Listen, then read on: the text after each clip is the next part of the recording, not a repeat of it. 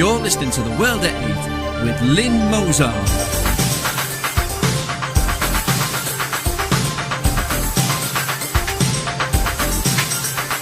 The World at 8, the number one in nationalist news.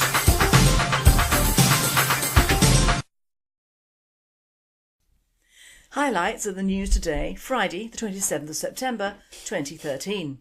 Coalition must act over high energy bills, say senior Tories. Unemployed to do unpaid work or lose benefits.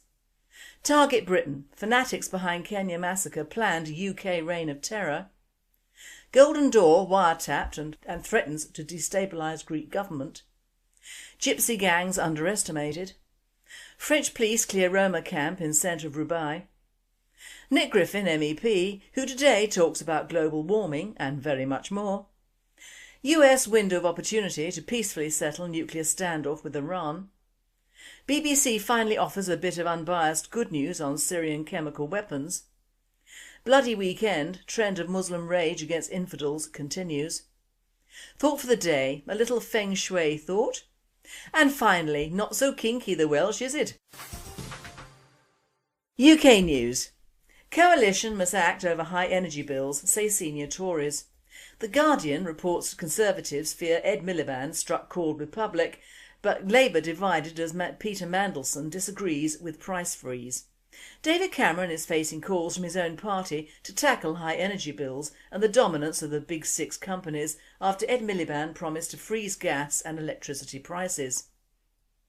Several senior Tories put pressure on the coalition to respond with its own plan as they admitted Miliband had identified public concern about the energy market with his proposal for a 20-month freeze. Tim Yeo, the elected chairman of the Energy Committee, said he hoped the Labour leader's intervention would spark a very strong focus on how energy bills can be kept down, while Anthony Nelson, a former Treasury Minister who later became a Labour supporter, said Miliband was right to call for a freeze as the market isn't working properly and desperately needs reform. Education Secretary Michael Gove, appearing on BBC One's Question Time, said he took claims by the companies that Labour's plans for a 20-month price freeze would lead to power blackouts with a pinch of salt. Gove said the Labour leader had been absolutely right to say energy prices were too high.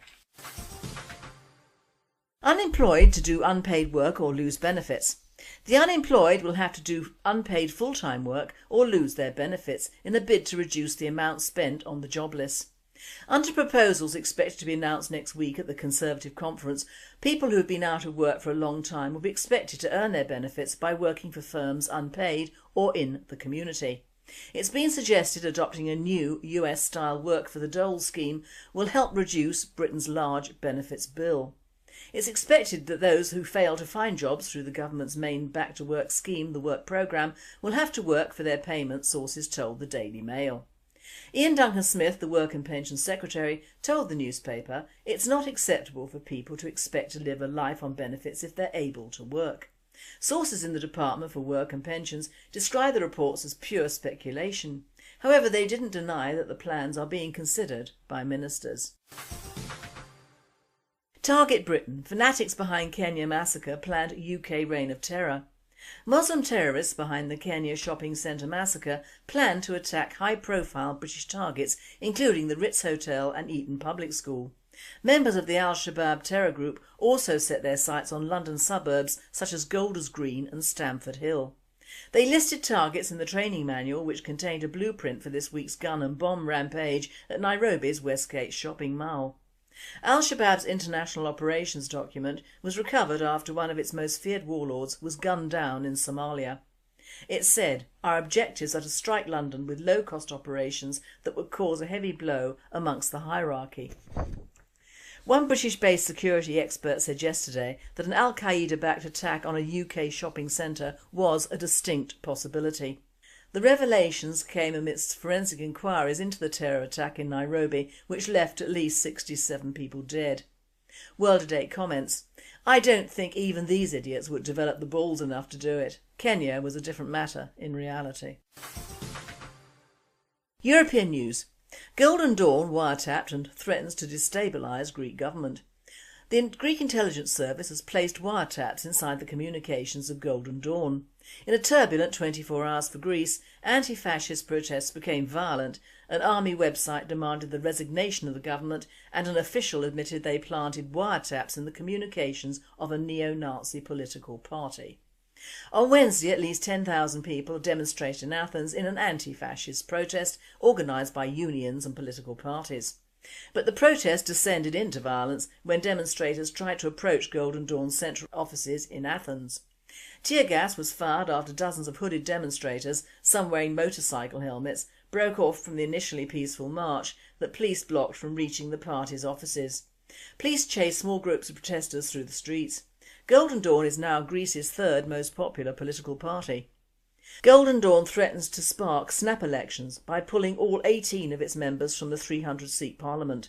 If Golden Dawn members walk out, then special elections would have to take place in every district they represent in order to replace them. Golden Dawn leader Mikhail Mihaloliakos on Thursday, 26 December, said some polls indicate the opposition would win, which could undermine the ruling coalition, reports Reuters. World at 8. It's always the anti-fascists that act like real fascists when doing demos. They want to be careful. Golden Dawn could well pull off making Greece a nationalist socialist country. Good luck to them. Listen to the next news item and you'll understand why this is happening in Europe. Gypsy gangs underestimated. The Dutch underestimate the danger of roaming gypsy gangs from Eastern Europe. They are very professional, well organised and trained criminals who steal to order, Utrecht criminologists say in a weekly magazine, Vrij Nederland. The criminologists did research for a unit of the National Police Academy. Professor Dina Siegel and her team investigated the composition of the gangs, the offences, the methods of operation, the final destination of the loot and the prevention and repression measures of the government from 2008 to 2012. The biggest danger, Siegel said, came from pickpockets, car and shop thieves, skimmers, racketeers, burglars and beggars. They know well ahead of time what and how much they want, down to brands and types. The money obtained mostly goes to their home country, where it is invested in property and cars. Retail interest group Detail Handel Netherlands says the gypsy gangs involved cause €250 million worth of damage to the Dutch economy every year. Of this, €206 million is from shoplifting and between €40 million and €50 million for shop break-ins. Police research revealed that 21% of the shop thefts were committed by mobile gangs from Central and Eastern Europe, led by Romanians. Siegel says almost all of them are gypsies. World at 8 states, you can take the boy out of the country, but you can't take the country out of the boy. French police clear Roma camp in centre of Roubaix. Police in the northern French town of Roubaix have dismantled a Roma gypsy camp, days after the Interior Minister said most Roma should be expelled. Officers moved in around 0700 to remove caravans parked in the sprawling camp as Roma families hastily packed up their belongings. Many people have already left the camp where 200 people were living during the night, French media reported. On Wednesday, Interior Minister Manuel Valls drew criticism for his stance. After the Socialist Minister said few Roma could ever integrate into French society and the majority should be sent back to the borders, human rights campaigners, the European Commission and one of his cabinet colleagues voiced indignation. Mr Valls has encouraged local councils to systematically dismantle illegal Roma slums and offer the expelled residents free flights back to their countries of origin. He has also been at the forefront of French opposition to allowing Bulgaria and Romania full access to the passport-free Schengen zone. World at 8 comments, he is quite right. One must look after one's own country and people first, or else you should be on the EU committees, which clearly don't. No one wants the Romas, even the Romas don't want the Romas. I now hand you over to Nick Griffin MEP, who talks today about climate change, man-made global warming, big oil and the Gaia cult. Naturally, I'm busy today with preparations for our conference over the weekend, but just briefly I wanted to touch on the news today out with the International Panel on Climate Change and their latest alarmist report. It's something really very important, obviously, in the European Union. Day after day after day, I see ways in which the liberal left are trying to use still the myth of man-made climate change as an excuse for taxes, interference and global government. It's becoming a joke, but it's still very, very important for people to understand why they're doing it, why they're wrong, and what can be done to help to counter it. So, looking at things briefly, you probably have seen in the news and the BBC running the IPCC headline saying that they're now 97% sure that global warming is happening and it's man-made. This despite, of course, the fact that the small print shows there's been a desperate scramble by this internationalist body to cover up the fact that in fact there's been no global warming at all since 1997. The computer models on which the whole man-made global warming story is based entirely fail to predict this inconvenient fact, from which you had to understand that the computer models are utterly useless. Yet the only evidence they have for their claims are those same computer models. So without those, they're not working, there is nothing. Man-made global warming is a hoax. The IPCC is trying to say that virtually all scientists now are confident that it's actually going on. Look at the reality. Look up online the Oregon petition and you'll find 31,500 American scientists have signed that Oregon petition dismissing fears of catastrophic global warming and climate disruption. Over 1,000 international scientists dissent from the man-made global warming claims. Claims as a 97% consensus by the IPCC are simple lies. You've got people such as a very well-known US climate expert, Professor Judith Curry, saying, quote, uncertainty is getting bigger, unquote, within the academic community.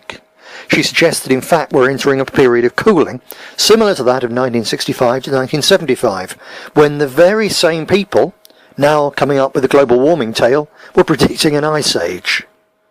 Is it getting colder? Well, it certainly looks like it in the Antarctic this year, where after all the fuss they made last year about a record shrinkage in the global sea ice, in the Arctic sea ice, the climate change people aren't mentioning the fact that in the last year there's been a 60% increase, a complete bounce back, the sort of thing you'd expect, in fact, when you're simply dealing with natural cycles which really we can't yet begin to understand. A couple of years ago they were saying that as a result of global warming the Northwest Passage for shipping around the north side of the globe would be open all year round. They were saying that Arctic sea ice would disappear in 2013. Now it's grown 60% back and the Northwest Passage has remained blocked to any shipping by pack ice absolutely all year. So why are there really so many people in internationalist organisations, in various governments and in the mass media trying to use this blatant lie still as a way of saying that we've got to change radically how we live, we've got to give up on all sorts of things? What's going on? There's various factors here in play. One of them is simple money. Big oil in particular is desperately trying to kill coal because coal is a major competitor. And here, despite the claims that the global warming deniers like me are supposedly funded by big oil, the reality is very different. One oil company alone, Chesapeake Energy, gave £25 million to the US-based environmentalist Sierra Club just to advance that very radical leftist organisation's campaign against coal. That's the reality of what's going on here. The Deep Greens are in fact financed by big oil in order to knock out coal, to knock out nuclear power, to make sure that the only thing left is oil, gas fracking, and in particular, because they're pushing so much wind farms, as I'm sure you know, are absolutely useless in many times of the winter when it's cold, it's foggy, when you most need the power. So the more we spend on wind farms, the more in the end they'll say we have to have gas power stations. That's why Britain has to have fracking, the rest of the world has to have fracking, and guess who has the technology to do the fracking? Yep, you've got it, big oil. So they're very heavily involved in it. Then, of course, there's the carbon traders and the big companies making so much from carbon trading and everything that's gone along with the global warming hoax. Al Gore, the main man responsible for it, if you look at any one individual, has become a billionaire because of what's been done to supposedly counter the myth that he created with his absurd hockey stick graph. So he's benefited. The big banks are heavily involved in carbon trading. It's one of the bubbles that they've created because banks need bubbles to make money. It's as simple as that. The whole carbon trading business, and in fact the whole global warming scam, is really designed and working to tax ordinary people, poor people, hard-working people, tax-paying people, and to put the money gouged out of us into the hands of the elite. So follow the money trail. On top of that, though, you've got things far deeper, far more sinister. Look up online Maurice Strong, the United Nations expert, who's been so heavily involved in climate change as a way of developing global governance. They started it in the 1970s when they were threatening us with an ice age. They switched because temporarily things were warming up. But in each case, whatever their excuse, their aim is the same: to create a global enemy that can only be fought by building a global government, because that's what they wanted in the first place. On top of that very sinister and nevertheless, in a way, practical ideological aim, you've also got to understand to think that what we're dealing with in man-made global warming is in fact literally a religious mania. The idea of Gaia, the earth goddess, this is something very, very ancient. It taps into one of the great archetypes of human psychology. This idea, the earth goddess against whom we've committed terrible offences, we've unleashed some invisible demon in the sky. And in the old days, of course, it was a god. Now it's carbon dioxide. And because of this, the earth goddess, she's sick and she's angry with us. And the only way to placate her, the only way to save ourselves, to save the world, is to sacrifice our most valued things to her. In our case, industry, foreign holidays in planes, and vast, vast amounts of money. Even the beauty of our landscape has to be sacrificed to Gaia with those monstrous and utterly useless wind farms.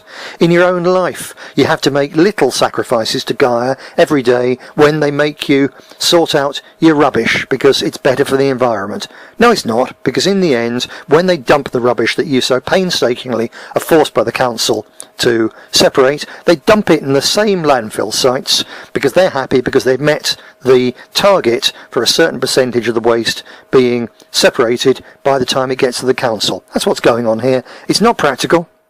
It's not reasonable. It's not doing any good. But it's all about making sacrifices to the great earth goddess. I think what we're dealing with here overall is a society where it's lost faith in our traditional God, in our traditional religion.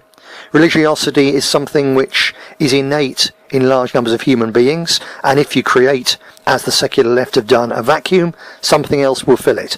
It's being filled on the one hand by Gaia, the earth goddess, on the other increasingly by the threat of people converting to and being affected by Islam. So the two there go hand in hand because they come from the same roots, which is the destruction of our traditional religious values, creating a gap which has to be filled in some way. It's being filled by these monstrous, very wasteful, very destructive fake gods and goddesses instead. The whole thing has to be killed. It's going to be very difficult to kill it off because, as I've shown you, there's so many very powerful vested interests there with very good reasons, lots of money reasons to keep it going. It's going to be difficult to kill, but it has to be killed. It has to be killed off not least because of the cost of it. £18 billion a year is what the condemned government, with the full support of the Labour Party, because the Climate Change Act was passed under the last Labour government, that's what it's costing us in Britain alone. It's what it's costing you as a taxpayer. £18 billion a year. Compare that with the £500 million that they're screwing out of the poor of this country with their bedroom tax.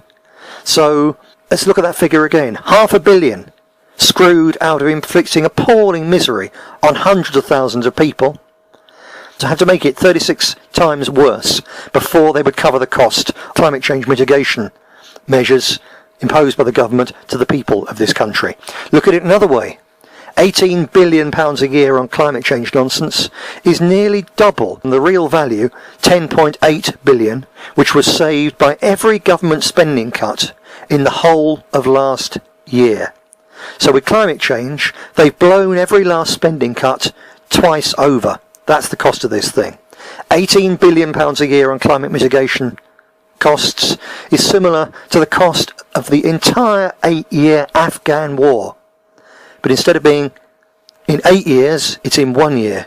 And instead of being a one-off, it's every year for the next 30 years. £18 billion a year being gouged out of us and rising because of this appalling climate change hoax. That's why it's important to get it across to people. This isn't some little politically correct joke. It's not something which is a bunch of silly academics who get lots of money for coming up with the right things so their research grants keep on coming. It's not about that. It's about an enormous war on the British taxpayer, on every single person in this country, and we need to expose this fact. We need to make people understand it. We need to make them say, come election times, we will not vote for any party which has stood by and which has helped this appalling fraud against the British taxpayer, against every single person in Britain. The best way you can do that, I would say, is to get on What's Up With That. Type it in, all as one word, without the apostrophe. What's Up With That? It's the best climate change reality site on the internet. Get it, read it, and then get out there on the internet, get into every single newspaper comment section and post wherever you possibly can, even if you can't find an excuse. Put it on the gardening pages, put it on the cooking pages, put it particularly on forums that aren't moderated. Just put links to What's Up With That so that we help to spread out there amongst the ordinary general public not just a vague scepticism about the man-made global warming nonsense, but actually an informed recognition that it is a hoax. It's an appalling rip-off directed at all of us by our political elite. The only way to stop it is to get rid of that political elite. And of course the best way to do that is to vote, join, become active with the British National Party. Thanks very much, Nick. BBC Two this morning had a panel discussing climate change and global warming. As near this reporter could tell, there was a moderator, 3 global warming supporters and 1 non-supporter. During the whole farce, the non-supporter was consistently interrupted by all and sundry, most often the moderator. At the same time, when the global warming supporters were speaking, the moderator took great pain to ensure they were not interrupted, going so far on numerous occasions to ensure everyone on the panel was told not to interrupt the speaker. World news. US window of opportunity to peacefully settle nuclear standoff with Iran. The US is hopeful that years of standoffs over Iran's nuclear program are coming to an end after UN talks. Secretary of State John Kerry met one-on-one with the Iranian Foreign Minister Mohammad Javad Zarif at the end of the summit, shaking his hand and sitting beside him in the highest level contact between the two nations for 6 years. However, officials want the Islamic nation to draw up a detailed plan of action to reassure the world it's not secretly trying to develop an atom bomb. It's reported by the Daily Mail that fresh talks will happen next month after process was fast-tracked. Iran's President Hossein Rouhani is facing criticism at home for accepting the Holocaust happened and has asked Israel to join a nuclear treaty. World at 8 states. Sensible man. BBC finally offers a bit of unbiased good news on Syrian chemical weapons. Experts from the world's chemical weapons watchdog will begin inspecting Syria's stockpile by Tuesday, a draft agreement says. The draft also unusually authorises the Organisation for the Prohibition of Chemical Weapons, OPCW, to investigate sites not declared by Damascus. The text is due to be voted on at a meeting at The Hague later on Friday. It will then be incorporated into a UN Security Council resolution calling on Syria to give up its chemical weapons. The resolution will condemn the use of chemical weapons in an attack on the outskirts of Damascus last month, which killed hundreds of people, but will not attribute blame.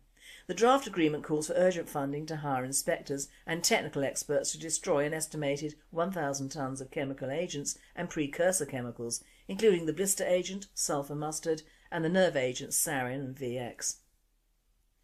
Established to enforce the CWC, the OPCW has an annual budget of less than £62 million and fewer than 500 staff. Experts say the disarmament operation in Syria could cost billions of dollars. Bloody weekend. Trend of Muslim rage against infidels continues. Muslim slaughter of non-Muslim infidels saw an especially dramatic weekend in the nations of Pakistan and Kenya. Even so, these are simply the latest in a long list of jihadi attacks on the Christians of both nations. Last Sunday, September 22nd, in Peshawar, Pakistan, Islamic suicide bombers entered the All Saints Church compound right after Sunday Mass and blew themselves up in the midst of some 550 congregants, killing, according to the latest count, nearly 90 worshippers, including many Sunday school children, women and choir members, and injuring at least another 120. The now destroyed Protestant church was built in Peshawar some 130 years ago. The Taliban claimed the attacks. World at 8 comments, "Of course this is open warfare and discrimination against Christians. It opens several doors, doesn't it?" Thought for the day, a little feng shui thought. It's Friday, our conference starts tomorrow and I am winding down. We have had Nick's very interesting input which has just given me a little thought. And believe it or not, this thought centres around the Chinese, but not the effluvium that they shove into the atmosphere with awful regularity. Now the West has been fascinated by the East for centuries, mainly because it's so far away and in reality hasn't been opened up to Western culture or trade for very long, in fact just since the early 1800s. And of course we had the Opium Wars as well. Although the West blotted their copybook with this particular war, opium had been used in China since around 1430 AD. It came by way of Arab traders, but the opium itself came from Egypt. At around 330 BC, Alexander the Great introduced opium to Persia. This was not the first time that opium had been sent to Persia, however. Some 3,000 years earlier, the Sumerians were trading opium with them. With the decline of the Sumerians, however, opium stopped being imported. As a result, opium vanished from the Persian culture. So when Alexander brought it there, it was a new commodity. Although the Chinese are usually imagined to ingest opium by smoking, it was primarily drunk, just as it was elsewhere, for the first 1,000 years it was used. It was the Dutch who began the practice of combining opium with tobacco and smoking it in a pipe around 1500. This practice was introduced to the Chinese about 200 years later by the Portuguese. Smoking opium quickly caught on in China. The Anglo-Chinese Opium Wars were the direct result of China's isolationist and exclusionary trade policy with the West. Confucian China's attempt to exclude pernicious foreign ideas resulted in highly restricted trade. Prior to the 1830s, there was but one port open to Western merchants, Guangzhou, Canton, and but one commodity that the Chinese would accept in trade, silver. British and American merchants, anxious to address what they perceived as a trade imbalance, determined to import the one product that the average Chinese did not themselves have, but which an ever-increasing number of them wanted: opium. Before 1828, large quantities of the Spanish silver coin, the Corollas, flowed into China in payment for the exotic commodities that Europeans craved. In contrast, in the decade of the 1830s, despite an imperial decree outlawing the export of yellow gold and white silver, only $7 million worth of silver was imported, whereas the silver exported was estimated at $26 million in the foreign silver coin, $25 million in specie and $3 million in gold. Although the Chinese imperial government had long prohibited the drug except for medicinal use, the British Hong companies such as Dent, Jardine and Matheson, authorised to operate in Canton, bought cheaply produced opium in the Bengal and Malwa princely districts under the auspices of the British East India Company. The number 150-pound chests of the narcotic being imported rising from 9,708 in 1820 to 35,445 in 1835. With the British government's 1833 cancellation of the trade monopoly enjoyed by the East India Company, cheap opium flooded the market, and China's net outflow of silver amounted to some 34 million Mexican silver dollars over the course of the 1830s. As the habit of smoking opium spread from the idle rich to 90% of all Chinese males under the age of 40 in the country's coastal regions, business activity was much reduced, the civil service ground to a halt, and the standards of living fell.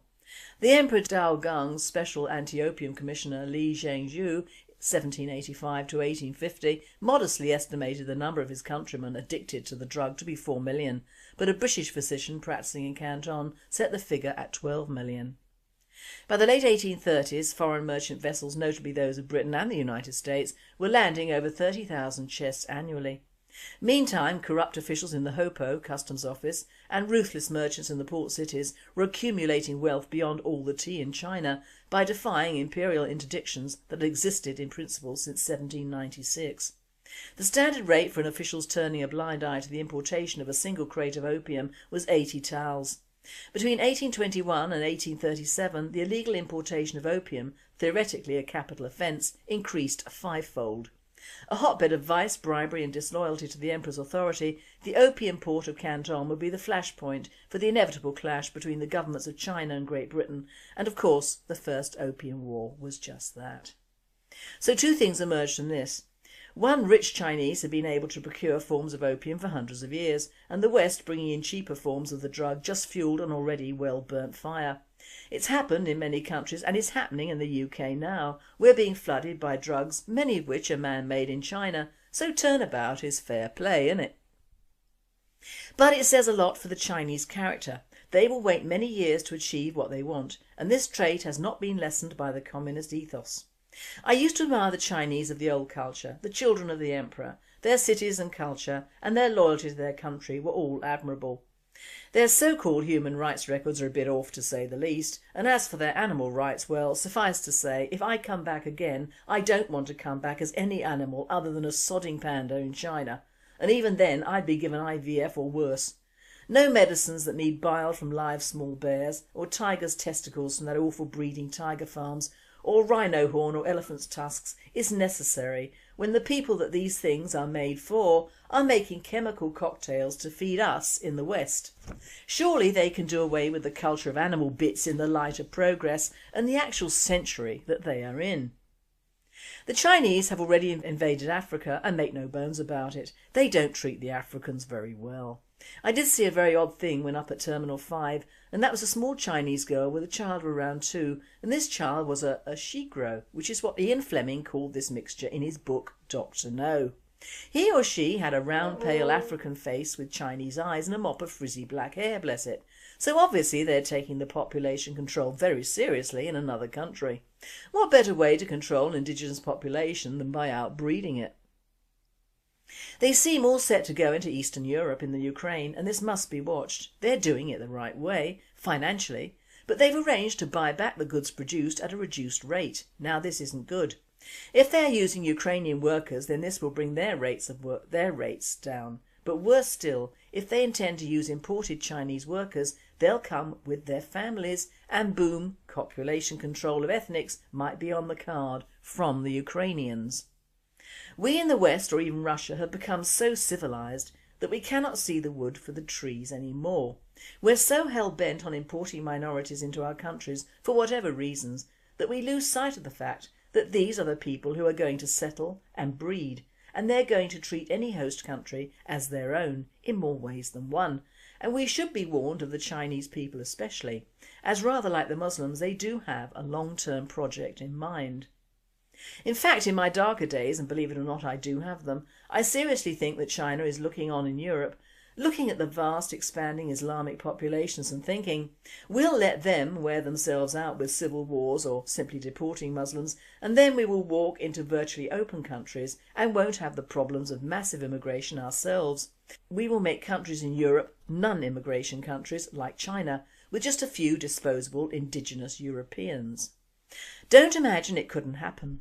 And we all know that after any long-winded or long-term civil battles or future problems that excessive multiculturalism will bring, we wouldn't all welcome a stable, seemingly protective new Chinese politician promising jobs, wealth and stability. I saw an insight into the Chinese character when I lived in Singapore.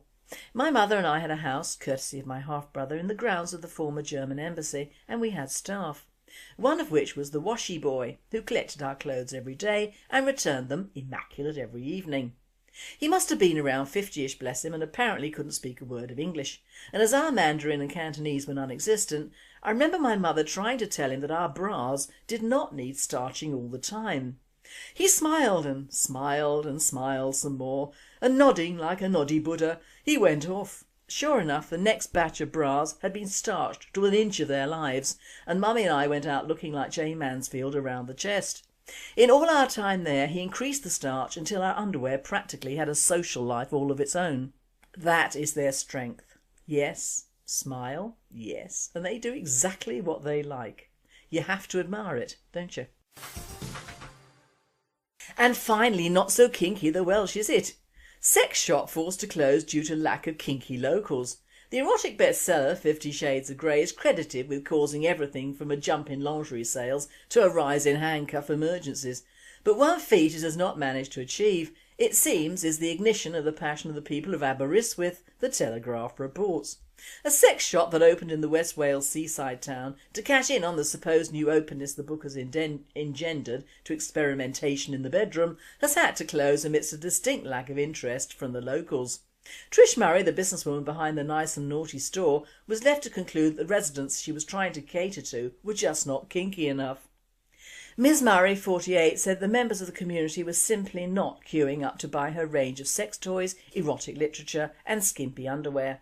We couldn't sustain the business, it wasn't profitable, she said. Maybe people in Aberystwyth just aren't that kinky, who knows? The store was the only licensed sex shop in the university town where the Prince of Wales studied Welsh for a term in 1969. It had been the talk of the town with its imaginative shop window displays and saucy merchandise, but the chatter did not translate into sales. Eve Egerton, manager of the Cabin Cafe opposite the store, said, "I don't think they had much in the way of trade. But it gave us a laugh when we saw elderly couples going up to peer through their shop window. To be honest, I'm quite sad because the way they did the shop window display wasn't overtly sexual, it was quite comical." 2 staff have lost their jobs after the closure of the Nice and Naughty branch, which has 14 other stores across the country. This presenter says, "It doesn't surprise me at all. We've become a nation of watchers and readers, not doers.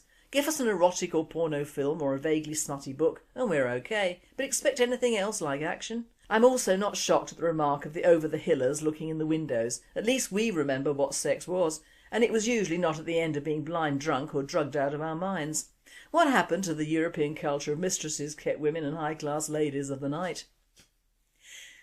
You've been listening to The World at 8. I am Lynn Mozart and I and the team at World at 8 and Radio Britain wish you all a very happy and a very safe weekend. Claims by the companies that Labour's plans for a 20-month price freeze would lead to power blackouts with a pinch of salt. Gov said the Labour leader had been absolutely right to say energy prices were too high. Unemployed to do unpaid work or lose benefits. The unemployed will have to do unpaid full-time work or lose their benefits in a bid to reduce the amount spent on the jobless. Under proposals expected to be announced next week at the Conservative conference, people who have been out of work for a long time will be expected to earn their benefits by working for firms unpaid or in the community.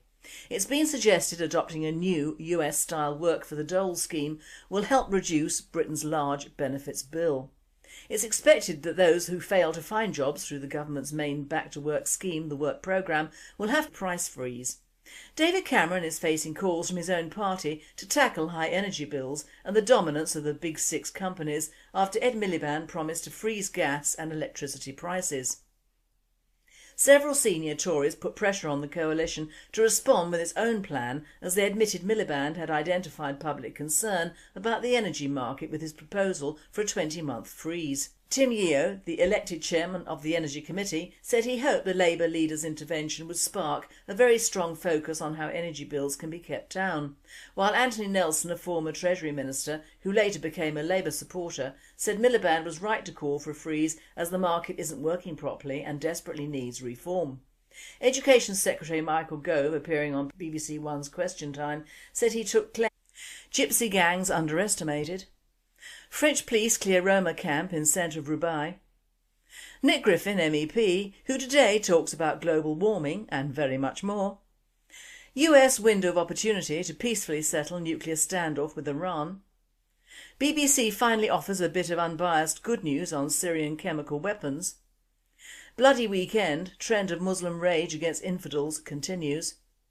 Thought for the day, a little feng shui thought. And finally, not so kinky the Welsh, is it? UK news. Coalition must act over high energy bills, say senior Tories. The Guardian reports Conservatives fear Ed Miliband struck chord with public, but Labour divided as Peter Mandelson disagrees with to work for their payment, sources told the Daily Mail. Ian Duncan-Smith, the Work and Pensions Secretary, told the newspaper it's not acceptable for people to expect to live a life on benefits if they're able to work. Sources in the Department for Work and Pensions describe the reports as pure speculation. However, they didn't deny that the plans are being considered by ministers. Target Britain. Fanatics behind Kenya massacre planned UK reign of terror. Muslim terrorists behind the Kenya shopping centre massacre plan to attack high-profile British targets, including the Ritz Hotel and Eton Public School. Members of the Al-Shabaab terror group also set their sights on London suburbs such as Golders Green and Stamford Hill. They listed targets in the training manual, which contained a blue.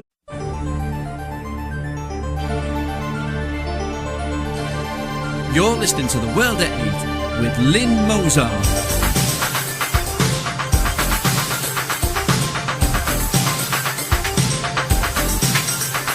The World at 8, the number one in nationalist news.